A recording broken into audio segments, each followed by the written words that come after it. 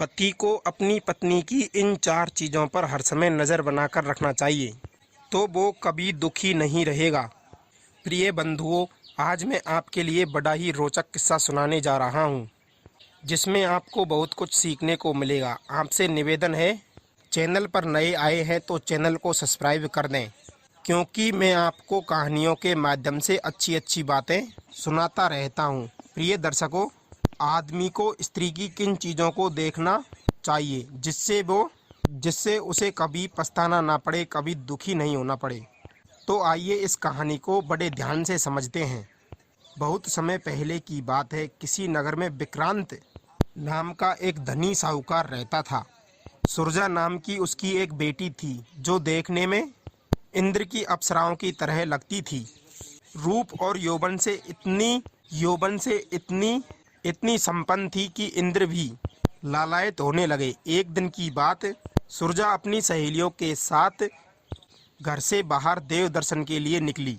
चलते चलते जब वो देवी के मठ के निकट पहुंची तो वहां पर उसे एक वैश्य कुमार ने देखा। वो लड़का उसकी मोहिनी मूरत पर मोहित हो गया। वो उसे काफ़ी देर तक निहारता रहा और सोचने लगा, ऐसी सुंदर कन्या मुझे मिल जाए तो मेरा जीवन धन्य हो जाए। कामदेव के बाणों ने उस पर ऐसा प्रहार किया कि वो उसके प्रेम में बुरी तरह से घायल हो चुका था। सुरजावती देवी के दर्शन करके अपने घर को लौट आई। उधर वो वैश्य कुमार उसकी यादों में करवटें बदलता रहा। बार बार उसकी आंखों के सामने सुरजा की वो अलौकिक छवि आ जाती थी। जैसे तैसे करके उसने रात बिताई। सवेरे होते ही वो साहूकार के बगीचे में जाकर बैठ गया और सोचने लगा, आज जब वो आएगी तो मैं उससे अपने मन की बात कह दूंगा। मित्रों, संयोग से उस दिन सुरजा अपने बाग में टहलने के लिए गई। उसकी सहेलियां पीछे रह गई। मौका पाकर वो वैश्य कुमार सुरजा के पास पहुंचा और बोला, हे चंद्रवर्धिनी, जब से तुम्हें मैंने देखा है तब से मेरी रातों की नींद, सारा सुख चैन नष्ट हो गया है। मैं तुम्हारे बिना इस संसार में जीना नहीं चाहता। अगर आप चाहती हैं कि मैं बेमौत नहीं मरूं तो मेरे प्रेम को स्वीकार कर लो और एक बार मेरे गले में लिपट जाओ। मित्रों, उस वैश्य कुमार की बात सुनकर सुरजावती कहने लगी, हे युवक, मेरे पिता ने मेरा विवाह कहीं और पक्का कर दिया है और थोड़े ही दिनों में मैं उसकी पत्नी बनने वाली हूँ। इसलिए आप मेरी आस छोड़कर चले जाइए। यदि मेरे पिता ने जान लिया तो वे तुम्हें यहाँ के राजा से कहकर फांसी पर चढ़वा देंगे। प्रिय बंधुओं, कहते हैं, जिस तरह कौवा रात में नहीं देख सकता, उल्लू दिन में नहीं देख सकता, उसी तरह कामी पुरुष को न दिन में दिखता है न ही रात में। वो लड़का उसे किसी भी हालत में पाना चाहता था। मित्रों, लड़के की अत्यंत जिद देखकर सुरजावती ने पहले तो उसे समझाने का बड़ा प्रयास किया, लेकिन जब वो नहीं माना तो सुरजावती ने उससे एक बात कही, देखो, मेरा विवाह तय हो चुका है। मैं तुम्हारी स्त्री तो नहीं बन सकती। हाँ, मैं तुम्हें एक बात का वचन देती हूँ कि मैं तुमसे एक रात के लिए अवश्य मिलूंगी। पहले तुम मेरा विवाह हो जाने दो, मेरा पिता कन्यादान का फल प्राप्त कर ले, उसके बाद मैं तुमसे जरूर मिलूंगी। मित्रों, इतना कहकर सुरजावती अपने घर लौट आई। कुछ दिनों के बाद सुरजावती के पिता ने उसका विवाह कर दिया। वो वैश्य कुमार उस दिन का इंतजार करने लगा कि वो कौन सा दिन होगा जब सुरजावती उसके साथ एक रात बिताएगी। इधर जब कई दिन बीत गए और सुरजावती अपने ससुराल से लौटकर नहीं आई तो वैश्य कुमार सोचने लगा, कहीं ऐसा तो नहीं कि वो मुझसे उस दिन झूठा वादा करके चली गई। यही सोचकर वो कामी युवक सुरजावती के ससुराल का पता लगाता हुआ उसी के गांव में पहुंच गया और एक भिक्षुक का रूप बनाया और भिक्षा मांगते मांगते सुरजावती के द्वार पर भी जा लगा। उधर सुरजावती जब भिक्षा लेकर आई तो वो उसे देखते ही पहचान गया और बोला, प्रिय, तुमने मुझसे झूठा वादा किया था कि मैं तुमसे एक दिन जरूर मिलूंगी। तुम्हें पता है मैंने इतने दिन कैसे गुजारे हैं। एक एक दिन एक एक वर्ष के समान व्यतीत हुआ है। भिक्षुक की बात सुनकर सुरजावती कहने लगी, देखो, मैं अब तक तुमसे नहीं मिल सकी, ये मेरी मजबूरी है, लेकिन जब तुम यहाँ तक आ गए हो तो परेशान मत हो। आज रात मैं तुमसे मिलने जरूर आऊँगी। तुम नगर से बाहर तालाब के किनारे बगीचे में मेरा इंतजार करना। मित्रों, इतनी बात सुनकर उस वैश्य कुमार को की खुशी का ठिकाना नहीं रहा। वो ये सोचने लगा किसी भी तरह सूर्य दिन में ही अस्त हो जाए। जैसे तैसे करके उसने दिन व्यतीत किया। जब रात हो गई तब वो उसी बगीचे में छुपकर बैठ गया और सुरजावती के आने का इंतजार करने लगा। इधर सुरजावती ने क्या किया, परिवार के सभी लोगों को भोजन कराया और कुछ भोजन रखकर थाली में रखकर अपने पति के पास पहुंची।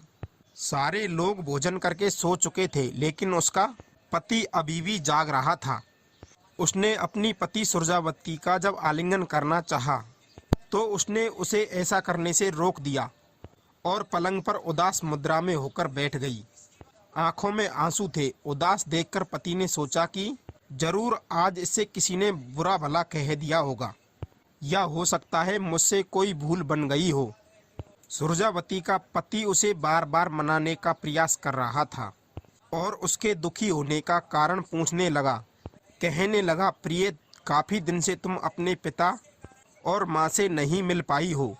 कहीं तुम इसलिए उदास तो नहीं हो, या हमारे घर में किसी ने तुम्हारा अपमान कर दिया है? मुझे साफ साफ बताओ, आखिर बात क्या है? बात क्या है? मैं तुम्हारी परेशानी को दूर करने का प्रयास करूँगा। अपनी पत्नी का दुख दूर करना पति का धर्म है। पत्नी किसी बात को लेकर दुखी रहे और पति उस पर ध्यान न दे, ऐसे पति को धिक्कार है। माता पिता से अलग होकर, अपने बहन भाइयों को त्याग कर, अपने मायके के समस्त संबंधियों को भूलकर एक पत्नी, एक स्त्री सिर्फ पति के आश्रय में रहने के लिए ही आती है। चाहे सास पूछे या ना पूछे, ससुराल में कोई बात करे या ना करें, पर पति को उसका हर हाल पूछना चाहिए। वो किस तरह से खुश रहेगी, उसे हर तरह से खुश रखना चाहिए। पुरुष यदि पत्नी की इन 4 बातों पर नजर बनाए रखे तो उसका जीवन खुशियों से भर जाएगा। पहली बात, वो अपने माँ बाप से अलग होकर अकेलापन तो महसूस नहीं कर रही है। दूसरी बात, पूरे घर का काम करते करते कहीं वो थका हुआ तो महसूस नहीं कर रही है, कहीं उस पर काम का बोझ अधिक तो नहीं है और वो आपसे कहने की हिम्मत नहीं जुटा पा रही हो। वो आपसे ना भी कहे तो भी उसकी समस्या को आपको समझकर पति को चाहिए कि उसका भार कम करे। नंबर 3, घर परिवार में उसे कोई व्यर्थ परेशान तो नहीं कर रहा है, कोई उसे अपशब्दों का प्रयोग तो नहीं कर रहा है जिससे वो अपने आप को अपमानित महसूस कर रही हो। नंबर 4, घर में रहते रहते वो बोर तो नहीं हो रही है। यदि ऐसा है तो पति उसे अपने साथ बाहर घुमाने ले जा सकता है। कई बार घर की पत्नियों की ये आदत होती है कि छोटी मोटी बीमारी को वो छुपा जाती है। पति का धन खर्च नहीं हो जाए इसलिए वे अपने कष्ट को सहन कर लेती है, पति से कहती नहीं। तो पति को चाहिए कि उनके स्वास्थ्य को लेकर हर समय सक्रिय रहे। इसके विपरीत पति को इन बातों पर भी पैनी नज़र रखनी चाहिए कि किसी की गलत नज़र संगत से उसे उसकी स्त्री का चरित्र तो नहीं बिगड़ रहा है। उसकी गैर मौजूदगी में उसकी पत्नी अकेली बाहर तो नहीं घूमने जाती है। घर पर अपने मित्र या रिश्तेदारों का व्यर्थ में आना जाना तो नहीं लगा रहता है। पड़ोसियों के घर अधिक उठा बैठी तो नहीं है।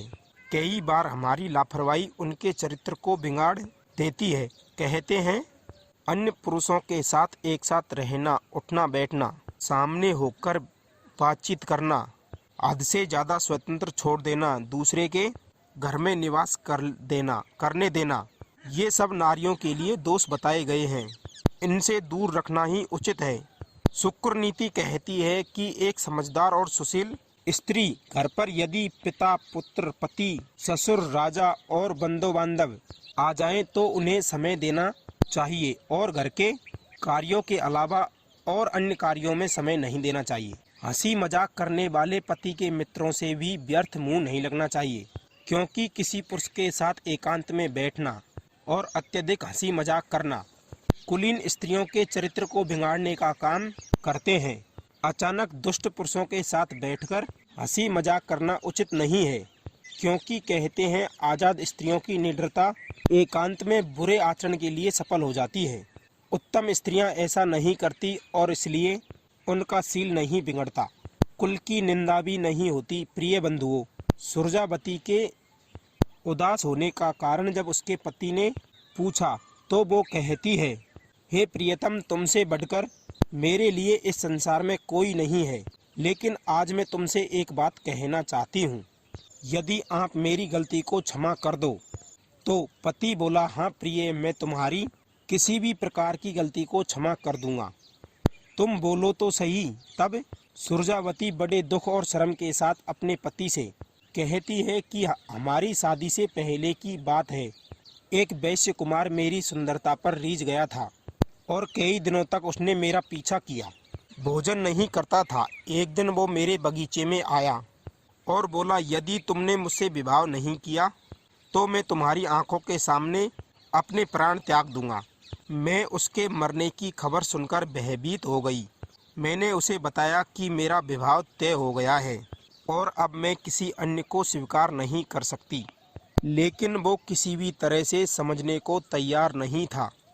तब मैंने उससे एक वादा किया कि जीवन भर के लिए तो नहीं, लेकिन एक दिन के लिए उसकी पत्नी जरूर बनूंगी। वो मेरी इस बात पर मान गया और तब से लेकर अब तक मैं अपना वचन नहीं निभा सकी। मैं उससे मिलने नहीं जा पाई। इंतजार देखता देखता वो हमारी चौखट तक आ गया और मैंने आज रात उसके पास जाने का वादा किया है। इसलिए आप मुझे आज्ञा दें तो मैं अपना वचन निभा सकती हूँ।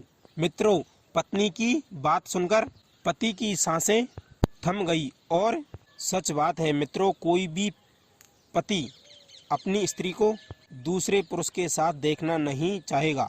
सुरजावती का पति भी बड़ा अचरज में पड़ गया। वो काफी देर तक विचार करता रहा कि ऐसी स्त्री को धिक्कार है जो किसी पर पुरुष की इच्छा रखती हो पति के रहते हुए। काफी देर सोचने विचारने के बाद उसने अपनी स्त्री को उसके पास जाने की आज्ञा दे दी। पति की अनुमति मिलते ही सुरजावती भोजन का थाल लेकर वैश्य कुमार से मिलने चल दी। घोर अंधेरा था। रात्रि में वो उस बाग की ओर चली जा रही थी। तभी रास्ते में एक चोर चोरी करने के लिए जा रहा था। सुरजावती को जाता हुआ देखकर चोर ने उसका रास्ता रोक लिया। चोर ने पूछा कि तुम कौन हो और रात के अंधेरे में किससे मिलने जा रही हो। तब डरती हुई सुरजावती कहने लगी, देखो, मेरा रास्ता छोड़ दो, मैं किसी जरूरी काम से बाग में जा रही हूँ। चोर बोला, शायद तुम ये नहीं जानती हो कि मैं एक चोर हूँ और हाथ में आए हुए धन को कैसे छोड़ दूँ। सुरजावती ने कहा, देखो, तुम मेरे सारे गहने ले लो, परंतु मुझे मेरा वचन निभाने दो। चोर ने पूछा, कैसा वचन? तब सुरजावती ने उसे पूरी कहानी सुनाई। चोर उसकी पूरी कहानी सुनकर दंग रह गया कि तू तो बड़ी सत्यवादिनी है, अपना वचन निभाने के लिए अपने पति से आज्ञा लेकर आई है। चोर चोरी करना तो भूल गया और वो भी उसे भोगने की इच्छा जताने लगा। सुरजावती ने कहा, ठीक है, पहले मैं उससे मिलाऊं, लौटकर मैं तुम्हारे पास जरूर आऊंगी। चोर ने सोचा, इतनी वचन की पक्की है तो लौटकर जरूर आएगी। चोर उसी स्थान पर उसका इंतजार करने लगा। इधर क्या हुआ, सुरजावती उस वैश्य कुमार के पास पहुंची, उसे भोजन कराया। वैश्य कुमार ने देखा कि सुरजावती इतनी रात गई और अपने वचन को निभाने के लिए मेरे पास आई है। वो उसकी ईमानदारी से बड़ा प्रसन्न था। उसकी सोच बदल चुकी थी। उसने कहा, हे सुरजावती, वैसे तो मैं तुझे अपनी जान से ज़्यादा चाहता हूँ, परंतु तुम एक दूसरे पुरुष की पत्नी बन चुकी हो। उसने तुम पर विश्वास करके मुझसे मिलने को भेज दिया है। मैं उसके इस त्याग से समझ सकता हूँ कि वो तुम्हें कितना चाहता है। जो तुम्हारी खुशी के लिए वो राजी हो गया। एक पति के लिए सबसे बुरा दिन वो होता है जब उसकी पत्नी किसी पर पुरुष से मिलने जाए। मैं उसके विश्वास और प्रेम की तुम्हें तुम्हारे वचन की बलि नहीं चढ़ा सकता। जाओ, तुम अपने पति के पास लौट जाओ। इतना कहकर वैश्य कुमार ने सुरजावती को लौटा दिया। लौटकर सुरजावती उस चोर के पास आई। चोर ने पूछा, कहो जिससे तुम मिलने गई थी उससे मिलाई? तब सुरजावती ने बताया कि मैं उससे मिलने तो गई, परंतु उसने मेरी सत्यता देखकर मुझे छुआ तक नहीं। वैश्य कुमार ने जितनी बातें कहीं उसने सब चोर को सुना दी। सुरजावती के मुख से वैश्य कुमार की बातें सुनकर चोर का भी मनोभाव बदल गया। उसने कहा, यदि ऐसी बात है तो जाओ, मैं भी तुम्हें हाथ नहीं लगाऊंगा और तुमसे तुम्हारे गहने भी नहीं लूंगा। मित्रों, चोर उसे कुछ दूर तक छोड़ने के लिए आया। सुरजावती अपने पवित्र शील के साथ अपने पति के पास लौट गई। पति ने पूछा तो उसने सारी कहानी सुना दी। पति ने देखा कि सुरजावती जैसी गई थी वैसी ही लौट आई है। उसके हाव भाव, शरीर की रूपरेखा और वस्त्रों को देखकर पता चलता है कि वो शुद्ध और पवित्र है। तब उसके पति ने उसे अखंडित सती मानकर उसका सम्मान किया। मित्रों, अब सवाल ये है कि इस कहानी में सबसे बड़ा त्याग किसका रहा, उसके पति का या उस वैश्य कुमार का या फिर उस चोर का? पति का त्याग तो ये था कि उसने अपनी पत्नी की बात मानकर उसे दूसरे पुरुष के पास भेजा। वैश्य कुमार का त्याग ये था कि न जाने कितने दिनों से वो सुरजावती से प्यार कर रहा था और मिलने के लिए झटपटा रहा था। उसके लिए उसने साधु का भेष बनाया, घर द्वार छोड़कर दूसरे नगर तक चला आया, फिर भी उसे जाने दिया। और चोर का त्याग ये था जिसका काम है चोरी करना। उसने स्त्री को तो छोड़ा ही, उसके गहने को भी नहीं लूटा। इसका जवाब आप हमें कमेंट में ज़रूर देना। मिलते हैं अगली वीडियो में नई ज्ञान चर्चा के साथ। आप सभी का बहुत बहुत धन्यवाद। जय श्री कृष्णा मित्रों।